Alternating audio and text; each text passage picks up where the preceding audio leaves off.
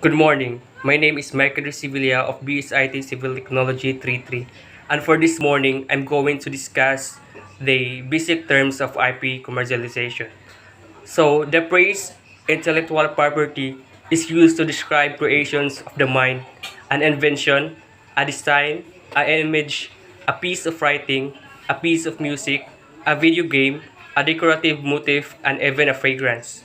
Being creative can be a really fun activity, and it can also be a great way to make money. However, you'll want to make sure that you're able to protect the fruits of your creativity by registering them as intellectual property. Different types of intellectual property rights protect different types of intellectual properties. Patents, copyrights, trademarks, and trade secrets are examples of these different intellectual property rights. Intellectual property plays a huge role in the growth of a company as many people recognize a company by its intellectual property. The intellectual property of a company also sets up the brand value of the company. The content in this article will help you to understand how to commercialize your IP for more revenue generation.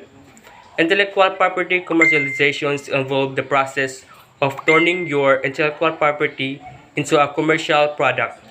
IP commercialization also relates to the development of a product that uses an existing idea.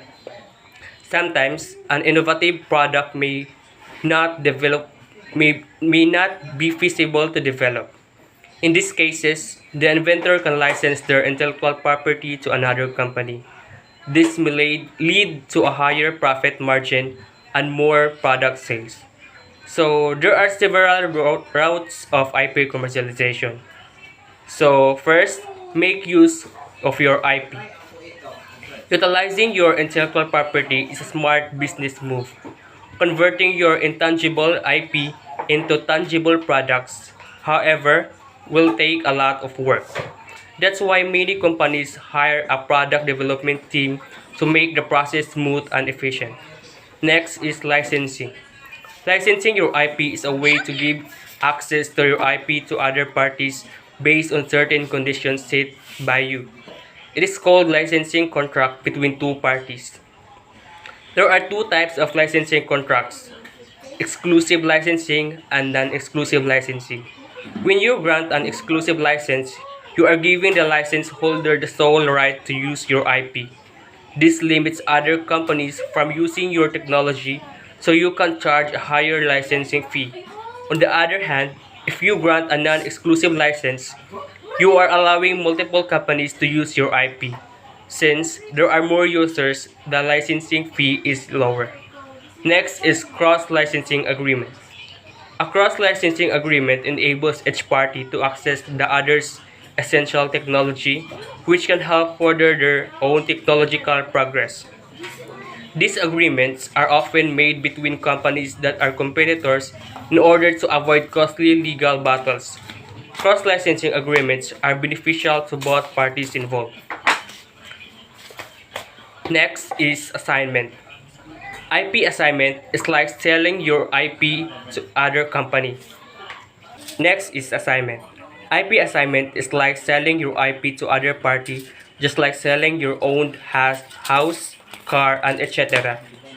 An assignment is more expensive than licensing because the other party is getting the whole exclusive rights of IP without any terms and conditions in the future. So, there are things to consider before IP commercialization. So, first is IP audit. An IP audit is a process by which a company accesses its intangible assets. Intellectual property, it is important to perform an audit on a regular basis in order to ensure that your IP assets are properly valued and protected. IP audit helps you to first identify the best set of IP that you can set aside for commercialization.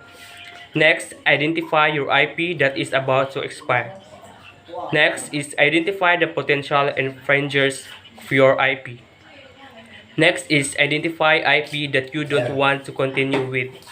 Next is identify how strong your IP portfolio is. And the last is identify any infringement risks on someone's IP.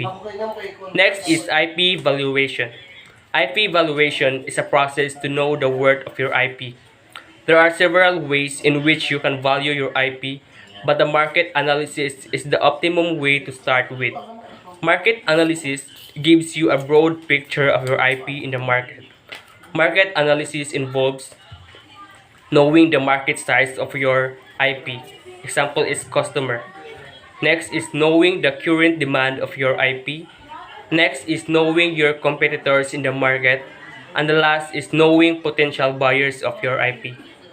So after you go through IP auditing and IP evaluation, you will have a clearer understanding of which route of IP commercialization makes the most sense for you.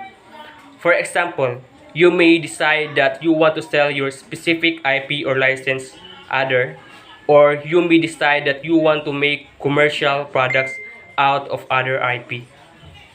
So, in conclusion, a great way to increase profits and expand a business is to commercialize your intellectual property. No matter the size of your business, it is crucial to set up your brand value to ensure a steady stream of revenue in the long run. With digitalization and globalization on the rise, owning IP has become a necessity for every player in the industry. However, it is not enough to simply own an IP.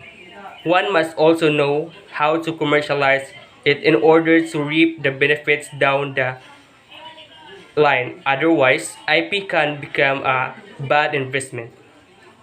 A lot of companies don't take full advantage of their IP, but those that can realize a substantial amount of profit, and in order to maximize profits, it's important to have IP commercialization services available.